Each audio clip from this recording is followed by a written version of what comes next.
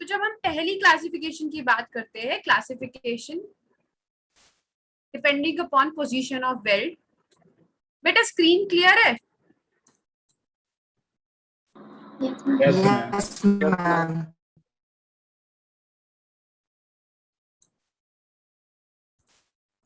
अगर हम based upon Yes, ma'am, position clear of, okay, अगर हम बेस्ड अपॉन पोजीशन के ऊपर बात करें तो राजे हमारे पास डिफरेंट टाइप ऑफ वेल्ड है कि पोजीशन कहाँ कहाँ पे, जैसे कि हॉरिजॉन्टल वेल्ड की अगर मैं बात करूं, ठीक है। हॉरिजॉन्टल वेल्ड मतलब जैसे नाम से ही क्लियर है कि हॉरिजॉन्टल डायरेक्शन, मतलब बट वेल्ड हो रहा है कि अगर एक प्लेट इस तरह से है, एक प्लेट इस तरह से है, तो बीच में हम लोग इन दोनों को जो ज्वाइन कर रहे हैं हॉरिजॉन्टल वे में ज्वाइन कर रहे हैं, तो ये कैसी हो गई वेल्डिंग हमारी, हॉरिजॉन्टल वेल्डिंग हो गई, ठीक है। दूसरी अगर मैं बात करूं वर्टिकल वेल्ड की, आप यहाँ पे देख रहे हो ये, अब एक प्लेट ये इधर हो गई, ये एक इधर एंगल लगा हुआ है, तो ये क्या हो गया, ये वाला वेल्ड जो वर्टिकली ज्वाइन कर रहा है, वर्टिकल डायरेक्शन में है, वो कैसे ज्वाइन हो गया, हमारा वर्टिकल वेल्ड हो गया। अब अगर मैं बात करूं एज वेल्ड की, एज पे कोई भी अगर आपकी वेल्डिंग प्रोवाइड करी होगी उसको एज वेल्ड बोल देते हैं। ऐसे ही स्लॉट वेल्ड होता है, इसमें स्लॉट वेल्ड क्लियरली नहीं दिखाया हुआ, मैं आपको एक और इमेज से दिखाती हूँ। और एक होता है ओवरहेड वेल्ड, ठीक है। अगर ओवरहेड वेल्ड की बात करूं तो इस तरह से कि एक प्लेट इस तरह से ऊपर है और एक प्लेट नीचे है, तो आप दोनों को इस तरह से ज्वाइन कर रहे हो, दैट इज ओवरहेड वेल्ड, ठीक है। स्लॉट इसमें जैसे प्रॉपरली नहीं है, बट अगर कोई प्लेट के ऊपर दूसरी प्लेट इस तरह से रखी हुई है, तो आप जब उसको कनेक्शन प्रोवाइड कर रहे हो, जो बीच में स्लॉट बना हुआ है उसको ज्वाइन करने के लिए यहाँ पे वेल्डिंग कर रहे हो, वो हमारा क्या हो जाता है, स्लॉट वेल्ड बोल देते हैं उसको, ठीक है। एक और इमेज क्लियर करती हूँ उधर से।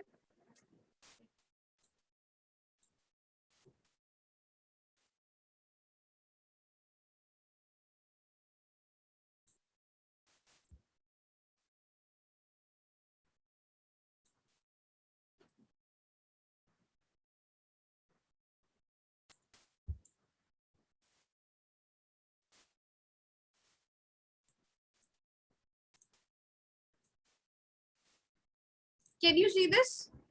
यहाँ पे ये स्लॉट वेल्ड क्लियर दिख रहा है यहाँ पे? Yes, इस तरह ma'am. से एक प्लेट रखी हुई है, यहाँ पे आप इसको जब जोड़ रहे हो इस प्लेट नीचे वाली प्लेट के साथ, तो आप जो यहाँ पे वेल्डिंग प्रोवाइड कर रहे हो उसको हम क्या बोलते हैं, स्लॉट वेल्ड। एक और होता है प्लग वेल्ड। प्लग वेल्ड रजी क्या होता है कि मान लो ये जैसे ये देख रहे हो ये एंगल बना हुआ है, तो इसके बीच में आपने क्या किया, होल किया, इस होल को आपने बीच में क्या कर दिया, फिल कर दिया वेल्डिंग से, दैट इज प्लग वेल्ड, ठीक है। क्लियर है? वेल्ड ये डिफरेंट टाइप्स क्या क्या है, पोजीशन के ऊपर कि कौन सी पोजीशन पे कहाँ पे क्या प्रोवाइडेड है उसके ऊपर बेस करते हुए।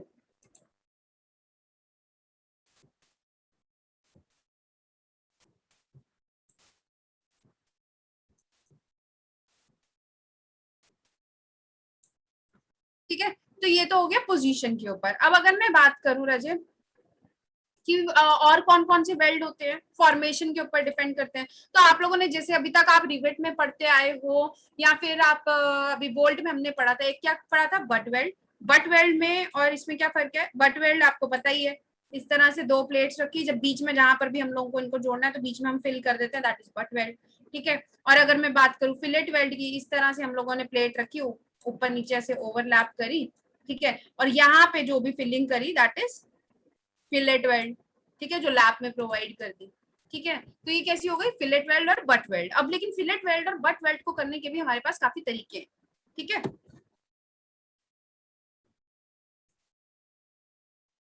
अब बट वेल्ड की अगर बात करें, आज हम जो फोकस करेंगे बट वेल्ड पे करेंगे, ठीक है, फिलेट वेल्ड को बाद में कंसीडर करेंगे, आज हमने जो टोटली करना है दैट इज बट वेल्ड।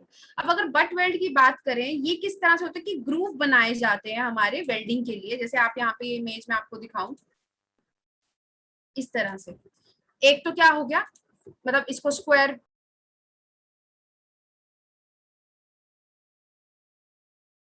इधर हो गई, एक प्लेट इधर हो गई, और नॉर्मली हमने इनके बीच में क्या कर दी, फिलिंग कर दी, ठीक है। या फिर क्या हो गया, प्लेट को इधर से हम लोगों ने थोड़ा सा एक वी एज दिया, दोनों प्लेट्स को इधर से ऐसे इंक्लाइंड एज, और बीच में हमने क्या कर दी, इसकी फिलिंग कर दी, ठीक है। या फिर क्या कर दिया, double V butt weld joint, इसमें क्या हो गया, प्लेट को इधर से एक इधर से शेप दी, एक इधर से शेप दी, सिमिलरली इधर से और इधर से, और दोनों को हमने यहाँ पे क्या कर दिया, इसको फिल कर दिया। तो ये इसको क्या हो गया, दो जगह से आप इसको शार्प एज दे रहे हो और बीसी फॉर्म कर रहे हो, तो इसलिए इसको double V butt weld joint बोलते हैं।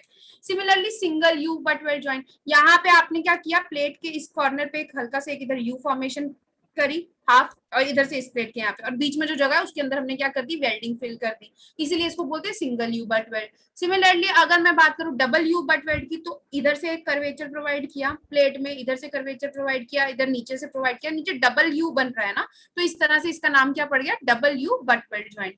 Single bevel butt weld joint, अगर दो प्लेट हमारी डिफरेंट साइज की है, एक का हमने क्या कर दिया फ्लैट एंड रखा, तो दूसरे का हम लोगों ने इधर से क्या कर दिया थोड़ा एक इंक्लाइंड एज रखा, और बीच में क्या फिल कर दिया, वेल्डिंग से फिल कर दिया, तो ये क्या हो गया, single bevel butt weld joint. और एक और है double bevel butt weld joint. रजे इसमें क्या है, एक हमारी प्लेट की थिकनेस ये हो गई, और जो दूसरी प्लेट के साथ कनेक्शन करना है, तो इसका एक एंड इधर से इंक्लाइन का एज हो गया, एक इधर से ये वाला इंक्लाइंड एज हो गया, और दोनों को हम लोगों ने क्या कर दिया, इसको वेल्डिंग से फिल कर दिया है ऊपर नीचे, तो इसको क्या बोलते हैं, double bevel butt joint. Clear है, नाम क्लियर है, double B, single V butt weld joint, double U butt weld joint, single bevel butt weld joint, और double bevel butt weld joint. Clear है ये? Yes ma'am. ये क्या था, butt weld के अंदर कौन कौन से टाइप के, अब एक बार बट वेल्ड है क्या है, अभी जैसे हमने इसको स्टडी किया, क्या कह रहा है, अब बट वेल्ड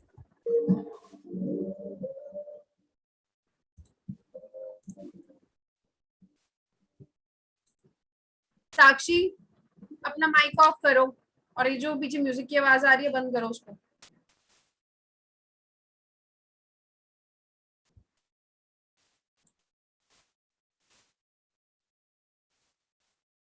हाँ जी, बट वेल्ड की बात कर रहे थे, तो क्या है, a butt weld is also termed as groove weld. हम क्यों बोलते हैं ग्रूव वेल्ड, क्योंकि हम वहां पे क्या कर रहे हैं, ग्रूविंग एक्शन, प्लेट्स के अंदर हल्के हल्के ग्रूव्स फॉर्म कर रहे हैं, ग्रूव वेल्ड भी बोलते हैं इसको इसीलिए।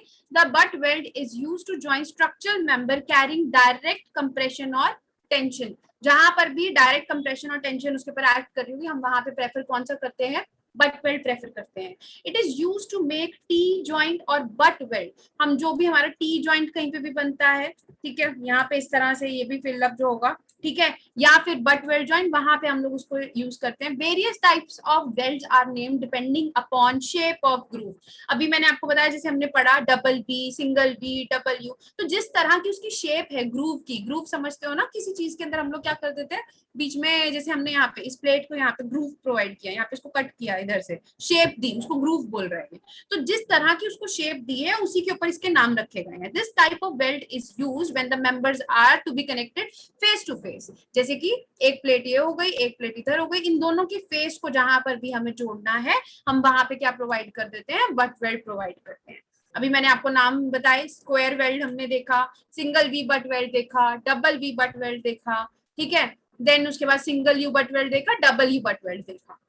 बट वेल्डिंग में किसी को कोई डाउट नहीं समझ आया तो मेरे को बोलो, मैं दोबारा बोल देती हूँ, बताइए। No ma'am, no doubt.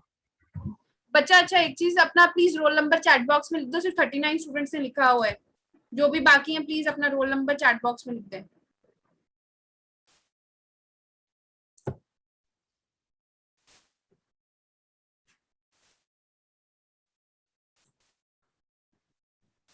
Ma'am groove करने से ज्यादा स्ट्रेंथ देगा मैम वो। हाँ जी, उसको स्पेस मिलेगी ना वहां पे इंग्रेस करने के लिए वेल्डिंग मटेरियल को, हाँ जी मैम। ठीक है, उसको प्रॉपर स्पेस मिलेगी। अब मतलब फॉर एग्जाम्पल, एक मिनट,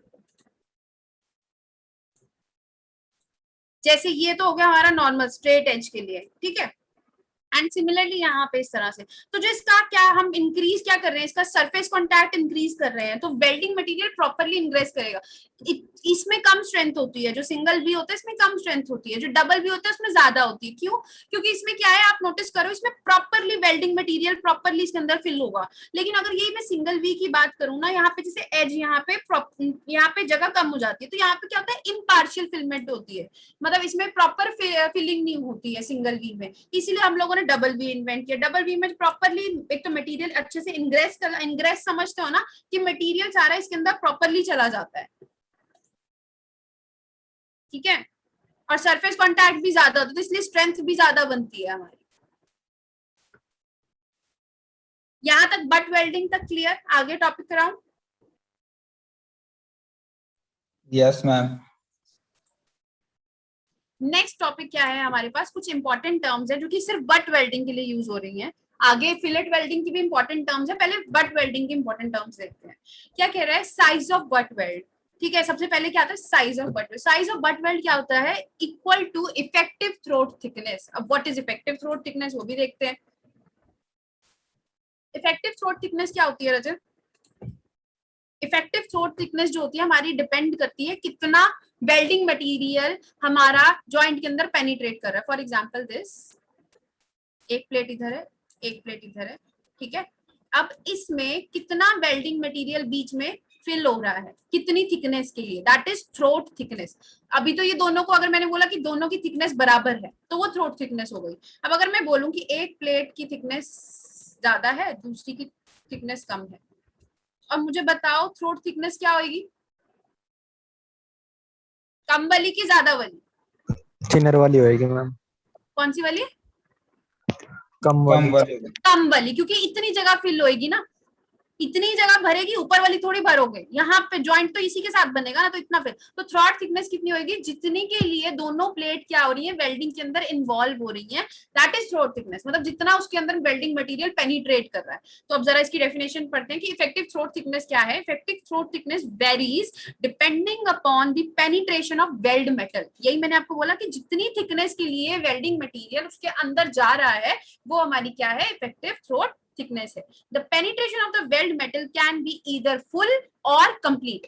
ये जैसे मैंने भी आपको एग्जांपल दिया ना कि कुछ जगह में क्या होता है, हमारा पेनिट्रेशन मटेरियल क्या होता है, पूरी तरह से फिल नहीं करता है, कुछ जगह में पूरी तरह से चला जाता है। अब इसमें भी हमारे, अभी मैंने जो आपको डिफरेंट टाइप्स बताई, तो ये बताता है कि प्रैक्टिकली जब तुम करके देखोगे ना तो तुम्हें पता चलेगा कि जो डबल वी है उसमें प्रॉपरली पेनिट्रेट कर रहा है मटेरियल, और अगर सिंगल वी है उसमें कुछ जगह में प्रॉपरली मटेरियल नहीं फिल हो रहा है। ठीक है, तो डिपेंडिंग अपॉन शेप किस तरह की है हमारे ग्रूव की, उसके हिसाब से हमारी थ्रोट थिकनेस भी क्या कर जाती है, वेरी करती है। या तो फुल होगी थ्रोट थिकनेस या फिर पार्शियली होगी।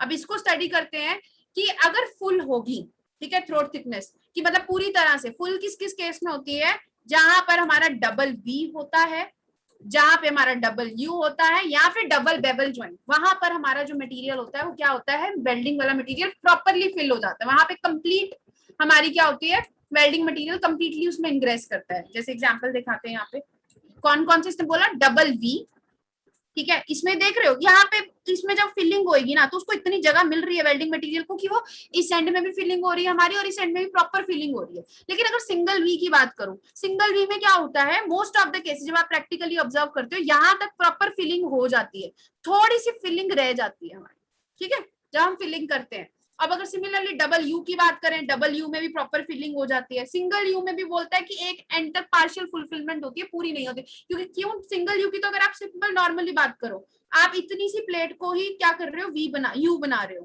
पूरा फुल यू नहीं बनता है, नीचे थोड़ा सा आप छोड़ते हो, तो इसलिए हम इसकी पूरी फुल फिलिंग नहीं होती है। ठीक है, और अगर मैं बात करूं डबल बेवल जॉइंट की, डबल बेवल जॉइंट में भी हम क्या कर रहे हैं, पूरी फिलिंग करते हैं प्लेट की। ठीक है, तो जो थिकनेस होगी उतनी यूज होगी। तो इसीलिए वो क्या कह रहा है कि जो पार्शियल फुलफिलमेंट होती है वो हमारी सिंगल वी में, मतलब पूरी तरह से फिल नहीं होता, सिंगल वी हो गया या फिर सिंगल यू हो गया। लेकिन अगर पूरी फुलफिलमेंट किस में हो रही है, डबल यू, डबल वी या फिर डबल बेवल, जहां पे भी डबल जॉइंट प्रोवाइड होगा वहां पे प्रॉपर हमारी पूरी फिलिंग हो रही है, उस केस में रजे हम थ्रोट थिकनेस कितनी लेते हैं, जहां पर पूरी, जहां पे कौन सा केस होगा, फॉर फुल और कंप्लीट पेनिट्रेशन, वेल्डिंग मटेरियल जहां पे पूरी तरह से भर रहा है, वहां पे हम थ्रोट थिकनेस कितनी ले लेते हैं, जो भी थिनर मेंबर, अभी आपने जैसे खुद बताया था, जो भी थिनर मेंबर होगा प्लेट का उतनी थिकनेस ले लेते हो। जैसे अगर एक प्लेट की थिकनेस ज्यादा है, दूसरी की कम है, तो कम वाली की थिकनेस को हम लोग ले लेते हैं। ठीक है, सिमिलरली अगर मैं बात करूं पार्शियल और इनकम्प्लीट पेनिट्रेशन, ये बेटा कहाँ पे केस होगा, जहां पे हमारा सिंगल वी, सिंगल यू वहां पे प्रॉपर नहीं होता है, उस केसेस में हमें कोड क्या बोलता है कि हमें कितना लेना होता है, 5/8, 5/8 thickness of thinner connecting member. अगर मैं बोलूं कि ये 12 mm वाली प्लेट है, ये वाली 10 mm वाली है, ठीक है, तो थिनर प्लेट कौन सी हो गई, 10 mm वाली, तो आप थ्रोट थिकनेस कितनी लोगे, 5/8 इंटू 10 mm। क्लियर? अगर अगर आपकी डबल वी बन रहा होता तो आपकी अगर 10 mm है तो आपकी वो थिकनेस कितनी हो जाती, थ्रोट थिकनेस कितनी हो जाती, सिंपल 10 mm। 10 mm। क्लियर है यहाँ तक? क्या समझाने की कोशिश करी, जिसको नहीं क्लियर आया पूछो। ये 2 पॉइंट बहुत इंपॉर्टेंट है, अगर ये क्लियर नहीं है तो मेरे से पूछ सकते हो।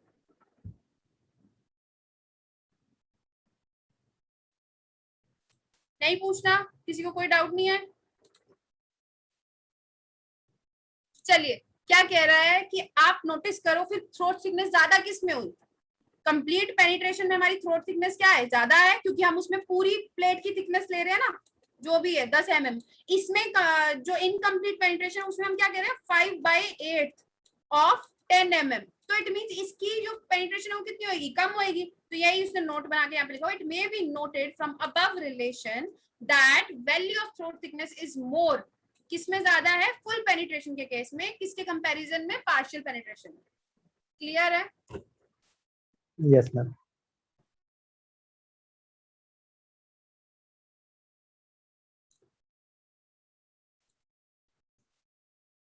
ये तो मैंने आपको डायग्राम दिखा दिया था। अब अगर हम बात करते हैं डिजाइन स्ट्रेंथ की,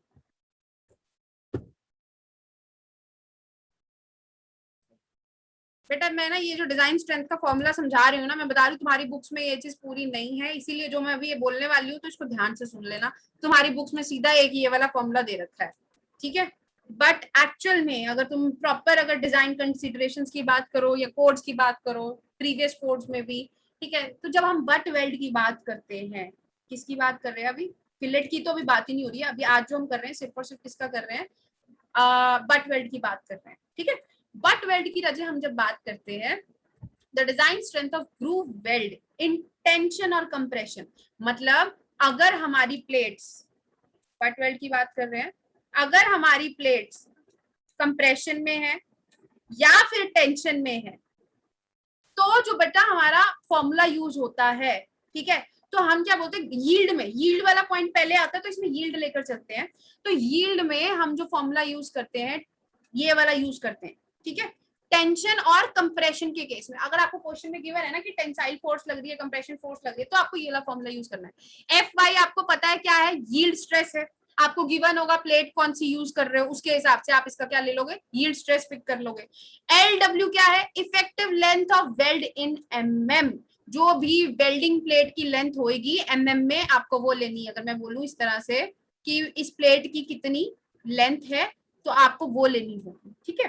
TE effective throat thickness, throat thickness clear है आप सबको क्या है, मतलब अगर ये वाली प्लेट में जहां पर भी वेल्डिंग हो रही है उसकी कितनी थिकनेस है, दैट इज इसको टीई से इफेक्टिव थ्रोट थिकनेस। अब आपको ये देखना रहेगा कि आपकी जो प्लेट है पार्शियली फिल्ड है कि फुली फिल्ड है।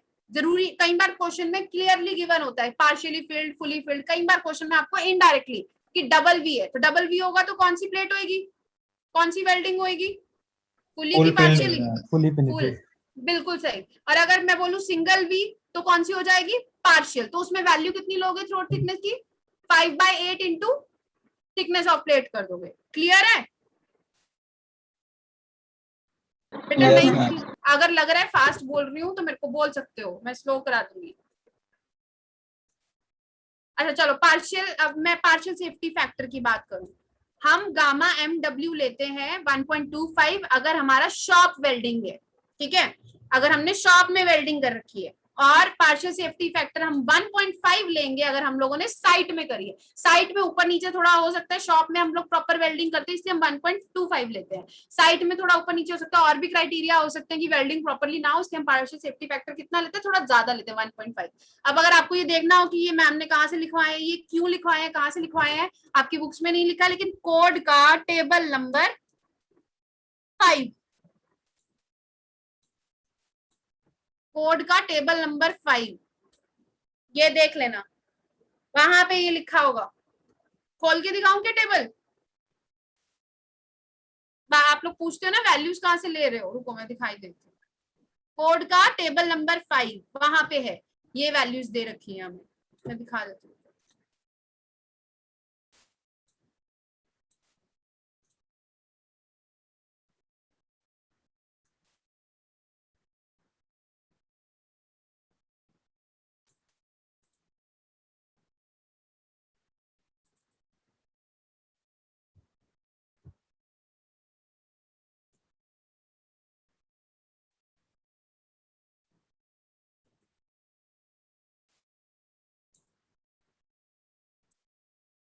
पेज नंबर 30 पे होगा ये आपका टेबल नंबर 5।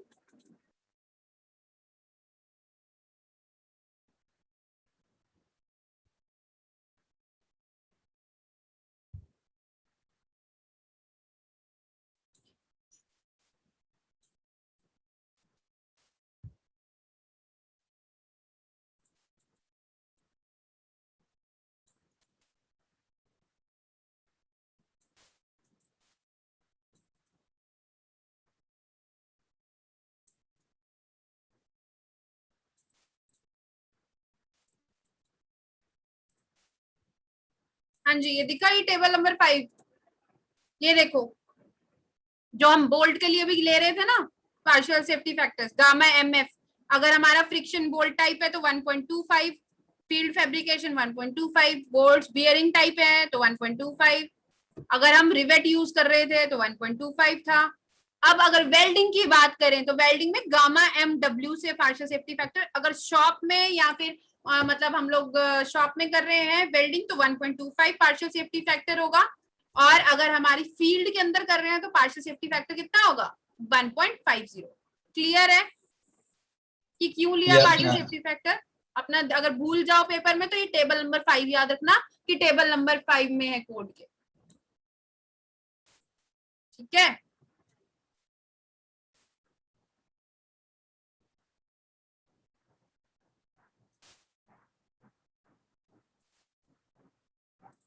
चलिए। हाँ, मैं आपको क्या बोल रही थी कि राजा अगर आपको क्वेश्चन में गिवन है कि टेंशन और कंप्रेशन फोर्स है तो ये वाला फॉर्मूला यूज होगा।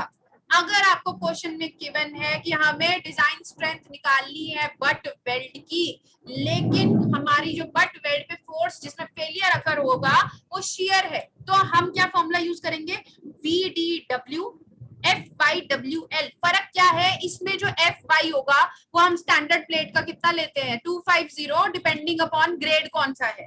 ठीक है, प्लेट का मतलब अगर आपको Fe410 गिवन है तो आप 250 उसकी यील्ड स्ट्रेंथ लोगे, अल्टीमेट वैल्यू नहीं पिक करते, ये तो पता होगा सबको, पहले न्यूमेरिकल्स भी किए। देन जब Fy/WL की बात करें,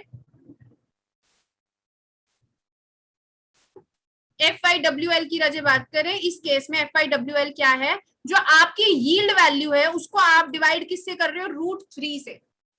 ठीक है, आप किससे डिवाइड कर रहे हो √3 से, या तो पेरेंट मटेरियल या फिर वेल्डिंग मटेरियल, जो भी दोनों में से स्मॉलर वैल्यू होगी हम वो पिक करेंगे। मोस्टली हम लोग पेरेंट मेटल की पिक करते हैं। ठीक है, तो आपका ये वाला Fy/WL क्या है Fy/√3।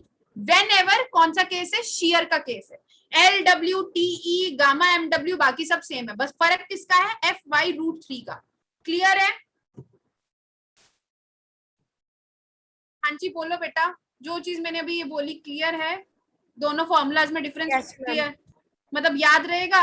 अगर क्वेश्चन में सिंपल है कि एक्सियल फोर्स मतलब कंप्रेसिव फोर्स लग रही है या टेंसाइल फोर्स, तो ये वाला फॉर्मूला यूज करेंगे हम लोग स्ट्रेंथ निकालने के लिए बट वेल्ड के केस में। अगर क्वेश्चन में गिवन है कि शियर है, शियर के केस में ये वाला फॉर्मूला यूज करेंगे, बस ये ध्यान रखना है। ठीक है, क्वेश्चन में गिवन होता है कि कौन सी लोडिंग लग रही है, under which loading you are calculating the strength.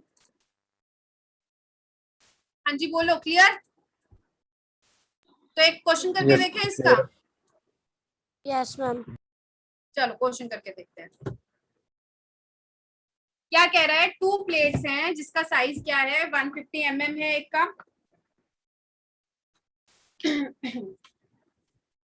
ठीक है, और उसका 12 mm थिकनेस है। दूसरा क्या कह रहा है कि दूसरी प्लेट जिसको आप कनेक्ट कर रहे हो उसका साइज कितना है 150 mm है और 10 mm है। ठीक है, और दोनों ज्वाइंट किस केस में है हमारे बट वेल्ड के केस में ज्वाइंट है। ये दो क्राइटेरिया में गिवन है, तो कैसा सा होगा हमारा कि 150 mm और जो दूसरी प्लेट है इधर, ठीक है, इसकी थिकनेस कितनी हो गई 10 mm, इसकी कितनी हो गई 12 mm। ठीक है, or joint by butt welding, calculate the maximum tension. तो निकालनी क्या है, टेंशन फोर्स निकालनी है। ठीक है, अभी फॉर्मूला देखा हम लोगों ने, मैक्सिमम टेंशन निकालनी है। ठीक है, अब क्या कह रहा है, the joint can transmit that is strength of weld हम लोगों ने ये निकालना है, ठीक है। मैक्सिमम टेंशन में calculate the maximum tension joint can transmit, जो वो ट्रांसमिट कर सकता है। और निकालना क्या है, basically strength of welded joint निकालनी है। अब उसने दो केस दे दिए, एक केस दिया कि सिंगल वी का है, तो दूसरा केस किसका दिया, डबल वी का है, ठीक है। और ग्रेड कौन सा है जो स्टील का हम लोग यूज कर रहे हैं, Fe410। Fe410 है तो Fy कितना होगा, 250. बिल्कुल 250 होगा यील्ड वैल्यू MPa, ठीक है। और अगर अभी बताया सिंगल वी बट वेल्ट है और एक डबल वी है, तो सिंगल वी कौन सा केस हो गया,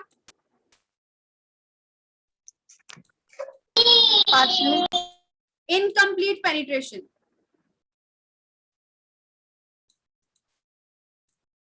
अभी बताया, याद नहीं आया क्या, भूल गए क्या बताया था अभी, कि अगर सिंगल वी है मतलब इस तरह से सिंगल वी, तो क्या है, इनकम्प्लीट पेनिट्रेशन था। और डबल वी इस तरह से, तो आपका इसमें क्या है, वेल्डिंग मटेरियल प्रॉपरली पेनिट्रेट हो रहा था, अभी बताया था। तो फर्क क्या हुआ कि इफेक्टिव थ्रोट थिकनेस इसमें कितनी लेंगे, 5/8 into throat thick.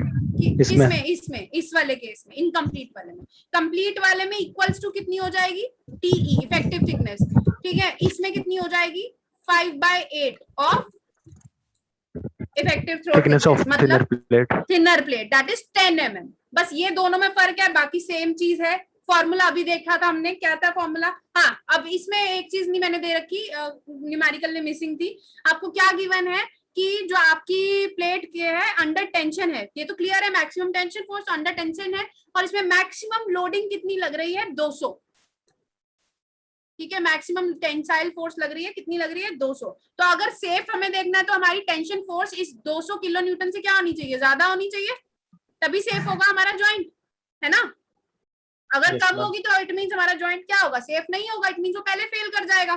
तो हमें दे रखा है कि टेंशन फोर्स लग रही है, तो हमें चेक करना है कि स्ट्रेंथ कितनी है हमारी प्लेट की। तो अभी फॉर्मूला जो हमने देखा था क्या था आप लोगों का, अंडर टेंशन वाला यूज करोगे तो it means Fy LW TE divided by gamma MW।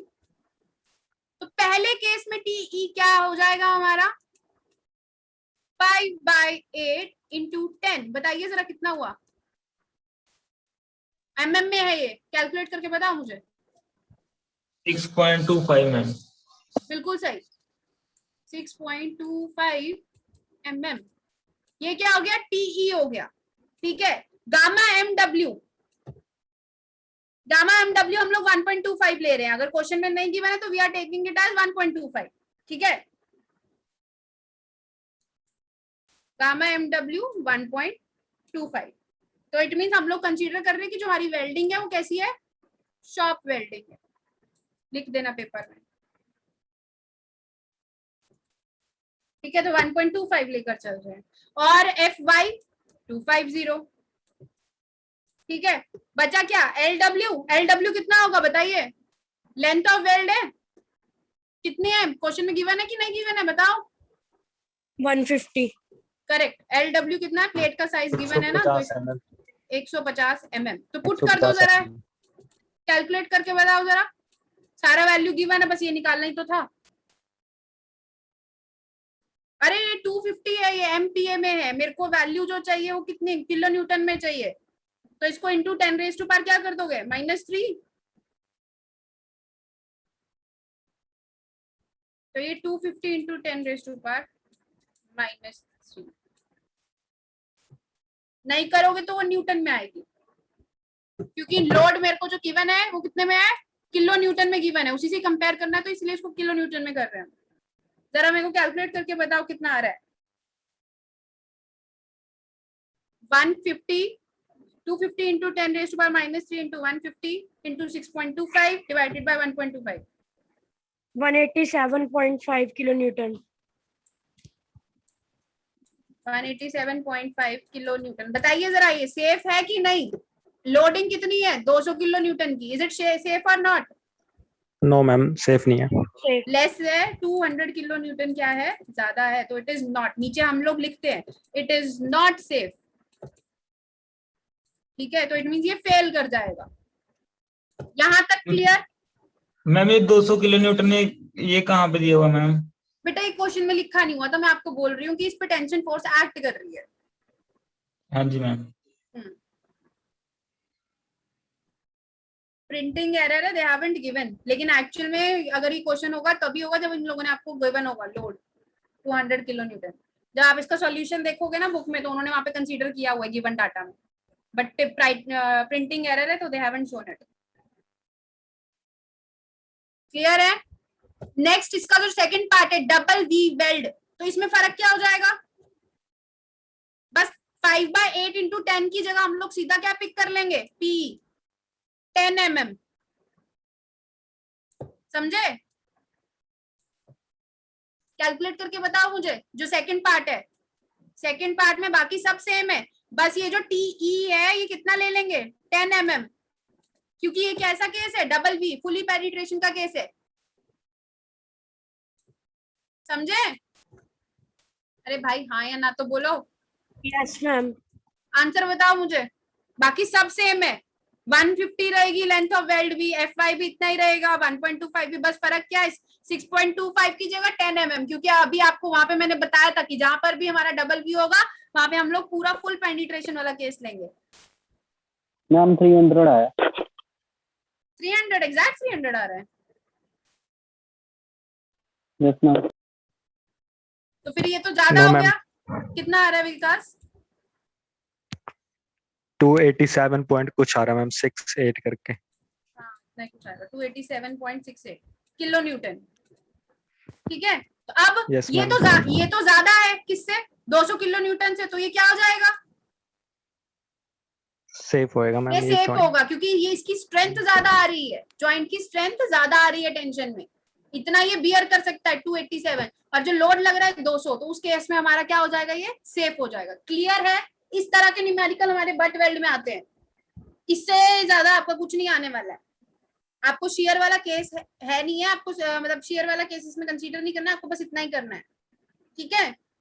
जहां कहीं पे भी अगर क्वेश्चन में लिखा होगा शेयर, तो आपने आंसर को √3 से डिवाइड कर देना है, F5 वाली जो वैल्यू है, ठीक है।